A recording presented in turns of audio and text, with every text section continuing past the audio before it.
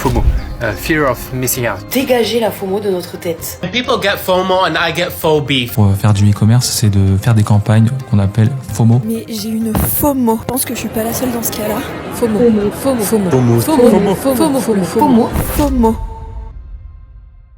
Aujourd'hui, avoir le FOMO, c'est devenu exactement la même chose que être hypersensible. Non, Séverine, ton enfant n'est pas hypersensible parce qu'il a pleuré une fois devant la Patte Patrouille. Mais blague à part, derrière la popularisation de ce concept, il se cache quelque chose de beaucoup plus troublant que ce que tu peux imaginer. Le FOMO, cette peur de rater quelque chose, c'était pas du tout un problème au départ en fait. C'était notre outil de base.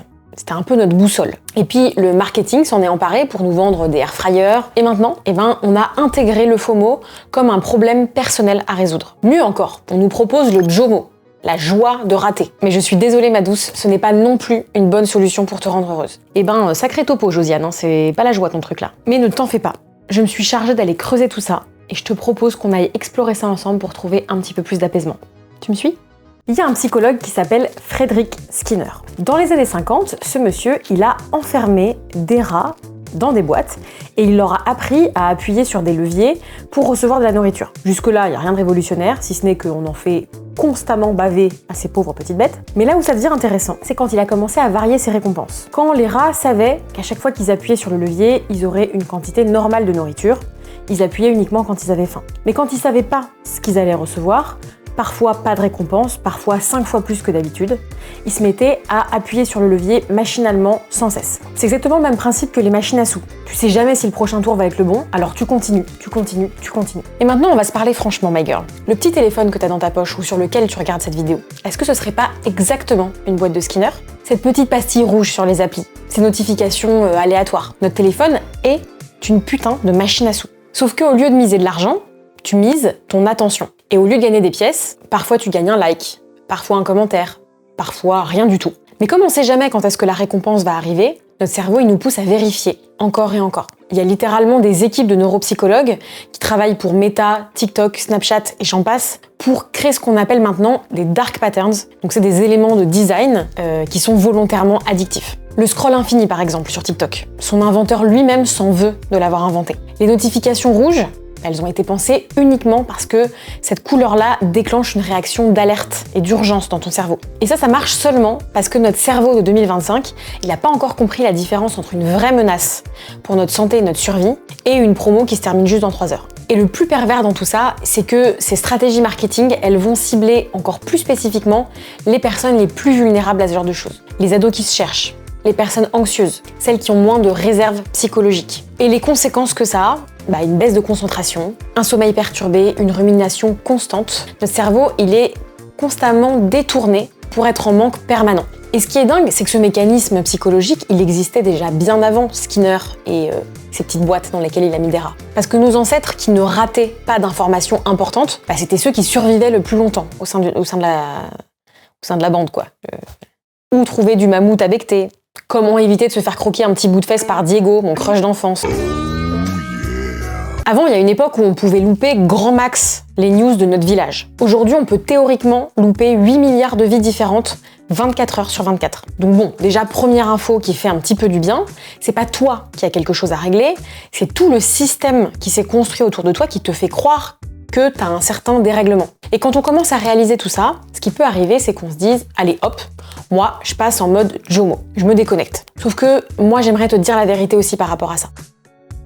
Moi, personnellement, je me sens beaucoup plus JOMO que FOMO. Voilà, c'est dit, c'est posé. Et pendant longtemps, je me suis dit que c'était ce qu'il y avait de mieux à faire, que c'était la meilleure stratégie possible, que j'avais trouvé en quelque sorte la bonne solution. En plus, en thérapie brève, on dit souvent que quand tu essayes quelque chose qui marche pas, le mieux à faire, c'est d'essayer vraiment tout l'opposé. Donc le JOMO, ça semblait tout trouver. JOMO, ça veut dire Joy of Missing Out. Donc finalement, c'est l'inverse du FOMO. Plutôt que d'avoir peur de rater, c'est la joie de rater quelque chose. En gros, c'est un peu l'idée de prendre du plaisir à ne pas être partout, à pas tout suivre, à se déconnecter. Et même carrément chercher ça volontairement.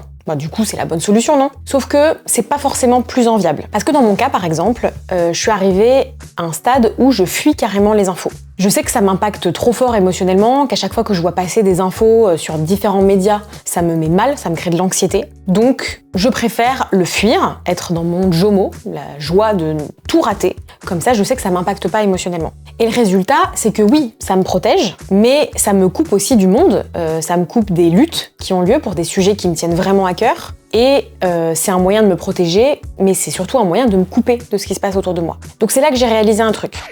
Ni le FOMO, ni le JOMO sont vraiment des solutions optimales. Parce que dans les deux cas, au fond, ce qui se passe, c'est que t'es en train de fuir quelque chose. Dans le FOMO, t'es en train de fuir l'instant présent. On est tellement obsédé par ce qu'on pourrait rater qu'on en finit par ne pas vraiment vivre ce qu'on est en train de vivre. Tu sais, c'est les gens qui ont 4 soirées de Nouvel An différentes pendant un seul et même soir de Nouvel An. Et le JOMO, à l'inverse, on fuit tout ce qui pourrait créer une émotion qu'on ne contrôle pas. On se protège, certes, mais on se prive aussi.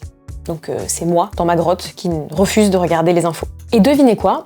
Le JOMO, maintenant, c'est aussi devenu un putain de business. Il y a des livres sur le JOMO, il y a des formations sur la joie de déconnecter, des applications de détox digital payantes, évidemment. On nous vend l'anti-solution à un problème qu'on a créé de toutes pièces. Tu vois le piège ? On reste encore et encore dans le même système. On consomme des solutions à nos problèmes de consommation. Alors attention, je suis vraiment convaincue au plus profond de moi qu'on peut prendre beaucoup de plaisir et un plaisir très sain à se déconnecter. C'est pas du tout ce que je suis en train de dire. Mais mon rôle thérapeutique, c'est aussi d'aller creuser les cas où c'est pas forcément agréable de le faire. Mais tout ça, ça nous montre quand même un truc, c'est que le FOMO, c'est pas tellement la peur de rater quelque chose, puisque le JOMO, ça existe. Alors on peut penser que la véritable peur du FOMO, c'est la peur d'être exclu. Et c'est pas vraiment ça non plus. Et c'est ce que tout le monde nous dit sur le FOMO d'ailleurs. Si j'assiste pas à cette fête, mon groupe d'amis va me rejeter par exemple. Si j'ai pas les derniers trucs à la mode, je vais passer pour un ringard, on va se moquer de moi. Eh bien, figure-toi que les études, elles montrent que c'est pas non plus lié à la peur d'être exclu. Mais alors, où est-ce que ce foutu FOMO prend sa source en nous alors ? Et du coup, si le JOMO n'est pas la solution, elle est où la solution ? Il y a un psychologue qui s'appelle Barry Schwartz. Je suis désolée, mais c'est peut-être à cause de Barry White, mais moi le mec, je l'imagine vraiment comme un jazzman. Bref, Barry a fait une expérience dans un supermarché où il a installé un grand stand de dégustation de confitures. Un jour, il proposait 24 confitures différentes à déguster et à acheter, et le lendemain, il en proposait seulement 6. Et devinez ce qui s'est passé ? Avec 24 choix, les gens s'arrêtaient plus, regardaient plus et goûtaient plus les confitures, mais ils achetaient 10 fois moins que quand il y avait seulement 6 choix de confitures différentes. Parce que notre cerveau, il n'est pas fait pour gérer l'infini en fait. On peut traiter environ 7 informations à la fois dans notre mémoire de travail. Mais on nous demande quotidiennement de prendre 35 000 décisions. C'est juste pas possible. Et tu sais ce qui arrive quand on a trop de choix ? Moi non plus, je vais relire mon texte. Et notre cerveau, il se met à imaginer tout ce qu'on est en train de rater. Il y a même un terme scientifique pour parler de ça, ça s'appelle la pensée contrefactuelle. Smart, bien doche. On passe notre temps à imaginer à quel point les options qu'on n'a pas choisies, les options qu'ont choisies les autres, peuvent être meilleures que celles que nous, on a choisies. C'est comme ça que quand t'as un plat qui arrive au restaurant et que tu regardes le plat qu'a pris ta pote, tu te dis « Ah putain, moi aussi j'aurais dû prendre la pizza en fait ». Et le pire, c'est que les études, elles montrent aussi que ce regret anticipé, il active les mêmes zones du cerveau que si on perdait vraiment quelque chose. Autrement dit, on souffre avant même d'avoir choisi. Et c'est ce qu'a mis en avant mon petit pote Barry le Jazzman dans son livre qui s'appelle The Paradox of Choice. Je vous ai mis en description les références de son travail. Et c'est vraiment intéressant, ça permet dans une société capitaliste d'essayer de retrouver un soupçon de liberté. Bref, dans ce bouquin, Barry, il a étudié l'impact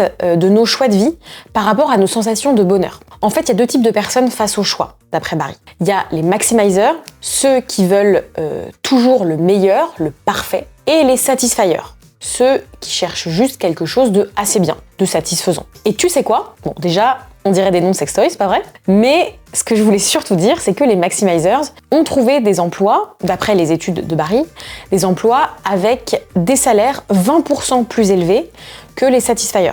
Et donc en moyenne, ils gagnaient 45 000 € contre 37 000 € pour les satisfiers. Et là, je te vois venir. T'es en train de te dire, ah bah oui, mais du coup, les maximizers, ils y gagnent. Et en fait, pas tant que ça, parce qu'en parallèle, ce que l'étude, elle montre aussi, c'est que ces mêmes maximizers, ils étaient moins satisfaits de leur emploi, moins heureux et aussi moins optimistes, et qu'ils ressentaient plus d'anxiété et de stress que les autres. Bah alors, les maximizers, on maximise la thune, mais on maximise aussi le stress, visiblement. Pas top. Bon, d'un coup, ça fait pas rêver. Hein. Alors Barry Schwartz, il pose la question qui tue, mais je m'en vais te la poser à mon tour. Est-ce que tu préfères être heureuse en gagnant moins d'argent ou est-ce que tu préfères être moins heureuse en gagnant plus d'argent? Parce que penser comme un maximizer, c'est pas juste être la personne un peu chiante quand il faut choisir un resto. C'est qu'ils ont un fonctionnement psychologique qui les pousse littéralement à être malheureux. Avant de prendre la décision, ils passent 3 fois plus de temps que les autres à comparer, à hésiter, à rechercher. Pendant le choix, ils sont déjà en train de s'imaginer ce qu'ils vont perdre en ne choisissant pas certaines options. Et après le choix, plutôt que de se réjouir du choix qu'ils auront fait, c'est là que c'est le pire. Ils ruminent, ils regrettent et ils imaginent des scénarios alternatifs. Et si j'avais pris telle décision, qu'est-ce que j'aurais pu avoir de mieux, de plus, en ayant choisi autre chose? Qu'est-ce qu'ils ont fait les autres? Et donc ce que montrent aussi les études, fatalement, c'est que ces personnes-là, c'est aussi celles qui savourent le moins le positif et les réussites. Et c'est aussi ceux qui récupèrent le plus lentement des événements les plus négatifs. Donc leur cerveau met littéralement plus de temps que les autres à récupérer d'une mauvaise nouvelle, par exemple. Ils sont les prisonniers des routes non empruntées, comme dit Schwartz. Et la réalité, c'est que le FOMO, c'est pas juste la peur de rater quelque chose, c'est la peur de rater la bonne vie parce qu'on aurait fait un mauvais choix. Mais la vraie liberté et le vrai soulagement, ils arrivent quand on a compris une vérité toute simple. Tu seras toujours en train de rater quelque chose. Là, en étant devant cette vidéo, je suis désolée ma belle, mais t'es en train d'en rater des millions d'autres. Et le temps que tu es en train d'allouer à cette vidéo, et je t'en remercie, c'est du temps que tu n'alloueras à rien d'autre. Et je sais que cette pensée, elle peut être un peu anxiogène, mais je te promets que c'est aussi la clé de tout le reste. Parce qu'une fois qu'on comprend que notre temps, notre attention, c'est la chose la plus précieuse et aussi la plus intime qu'on a, on apprend à le voir comme tel. On arrête d'essayer de compenser ce qu'on aurait potentiellement raté pour finalement se concentrer sur ce qu'on a vraiment envie de faire. Parce qu'il faut bien que tu comprennes une chose. Le FOMO, en fait, ça naît de l'impression que tu pourrais tout faire, tout vivre, tout absorber. Et plus on essaye de le faire, plus on nourrit de la frustration et de l'anxiété. Et on va pas se le cacher, YouTube aussi, par son algorithme, par ses visuels, ça entretient ce FOMO. Et le plus important, c'est juste de s'en rendre compte et du coup d'identifier ce que tu as vraiment besoin ou envie de faire. Quelles sont les vidéos que tu as vraiment envie de regarder par exemple? Et quelles émotions positives tu as envie qu'elles activent chez toi? Moi par exemple, je sais que je passe toujours un bon moment devant les vidéos de Squeezie, donc je lui en veux pas trop en vrai de jouer avec mon FOMO dans ses miniatures, tant que je sais que je vais passer un super moment derrière. Et peut-être que la solution qui te conviendra le mieux à toi, c'est juste de fermer YouTube pendant un certain temps. Et le fait de choisir consciemment, de renoncer temporairement à quelque chose, ça permet de remettre de la conscience et de remettre du choix. Et c'est ça qui est vraiment important. Et quand je fais un vrai choix basé sur mes besoins, qui n'est pas de la fuite, qui n'est pas du rejet, je perds pas en fait. Je gagne de la sérénité, de la présence, je gagne du plaisir et je vis vraiment l'instant présent. Mais tu sais quoi, l'autre bonne nouvelle dans tout ça, c'est aussi que c'est pas toi qui est pas assez forte, qui est pas assez solide. T'es juste une humaine dans un monde qui a transformé nos instincts de survie en des business models. Alors toi qui regardes cette vidéo et qui as choisi d'utiliser ton temps comme ça, qu'est-ce que tu as envie de faire ensuite? Qu'est-ce que tes besoins, tes envies te dictent là tout de suite? Si la réponse est de regarder une autre vidéo, je t'invite à aller voir celle-ci. Mais attention, seulement si tu en as vraiment envie. Si tu la regardes pas, tu rateras rien de très important, promis. À très bientôt.